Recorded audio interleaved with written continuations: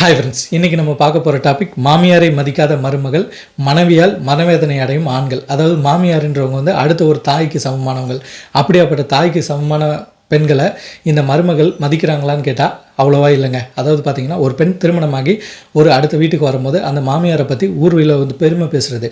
அதாவது எனக்கு கிடைச்ச மாமியார் மாதிரி யாருக்கும் கிடைக்க மாட்டாங்க, அவ்வளோ ஒரு நல்லவங்கப்பா அப்படின்றது. அதுக்கப்புறம் வீட்டுக்கு வந்தோடனே வாங்கத்தை போங்கத்தானே இப்படி மரியாதை கூப்பிட்றது. இன்னும் ஒரு படி மேலே போய் சொல்லணும், ஒரு சில பெண்கள் தாயாகவே கருதி வாங்கம்மா போங்கம்மாங்க. காலப்போக்கில் அந்த மாமியார்கள் வந்து இவங்களை பேர் சொல்லி கூப்பிட்டா கூட, உதாரணத்துக்கு அந்த பொண்ணோட பேர் ஏன்னு இருந்துச்சுன்னா ஏன்னு கூப்பிட்டா கூட சொல்லுங்கள் அப்படின்றது, அதாவது அற சொல்லாதான் பதில் அளிப்பாங்க.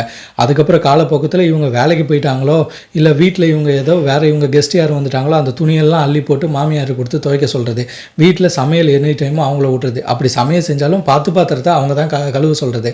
இதுக்கப்புறம் என்ன, இவங்க வீட்டில் நல்லது கெட்டது எதுவும் வந்துட்டாலும் அந்த மாமியார்கிட்ட சொல்லிவிட்டு நாங்கள் கிளம்புறோம், நீங்கள் ஒரு வாரம் ஆகும், நீங்கள் எங்கேயாச்சும் சாப்பிட்டுக்கோங்க, இருங்க பார்த்துருங்க அப்படின்னு சொல்லிட்டு போகிறது.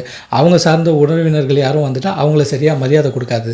இந்த மாதிரி எண்ணற்ற விஷயங்கள் ஏகப்பட்டது குறை சொல்லிக்கிட்டே போகலாம். அப்படி தான் இருக்குது. ஆனால் வந்து பெண்கள் வந்து குறிப்பாக ஒரு விஷயத்தை கவனிக்கணும். நீங்கள் இன்றைக்கி வந்து இன்னொருத்தருக்கு மருமகள், நாளைக்கு வந்து உங்களுக்கு ஒரு மருமகள் வருவாங்க. அவங்க என்ன பண்ணுவாங்கன்றதை கொஞ்சம் திங்க் பண்ணி பாருங்கள். இப்போது உங்களோட கணவனோட அம்மாவை நீங்கள் மதிக்காட்டி உங்கள் கணவனுக்கு எப்படி உங்களை பிடிக்க ஆரம்பிக்கும்? இப்போ ஒரு பெண்ணுக்கு வந்து ஒரு தாய் எவ்வளோ முக்கியமோ அதே மாதிரி ஒரு ஆணுக்கும் ஒரு தாய் இம்பார்ட்டன்ட் இல்லையா? அவன் தாயை பற்றி நீங்கள் அவங்ககிட்டே குறை சொன்னால் அவன் எப்படி உங்களை நல்லா பார்ப்பான், நல்ல அன்பு வைப்பான். ஸோ நீங்கள் எப்படி நடந்துக்கிறீங்களோ அதுதான் உங்களுக்கு திரும்ப கிடைக்க போகிறது. உங்களோட மாமியாரை நீங்கள் எந்த அளவுக்கு மதித்து நல்ல நட்பாக அன்பாக இருக்கிறீங்களோ அந்தளவுக்கு உங்கள் கணவனும் உங்கள் மேலே அன்பு செலுத்துவான். அதை விட்டுட்டு நீங்கள் குறைகள் மட்டுமே சொல்லிட்டு இருந்தீங்கன்னா உங்கள் கணவன் வந்து உங்கள் கூட ஒரு நடிப்பாக தான் பழகிற வாழ்க்கை முறை நடந்துகிட்ருக்கோம். ஸோ இதை நல்ல பெண்கள் வந்து கருத்தில் வச்சுக்கணும். இன்றைக்கி கிடைக்கிற சின்ன சின்ன சந்தோஷத்துக்காக மாமியாரை வந்து தற்கொலையாக நினச்சி திட்டி தீர்த்துக்கிறதுனால உங்களுக்கு தான் பிரச்சனைகள் வரப்போகிறத மறந்துடக்கூடாது.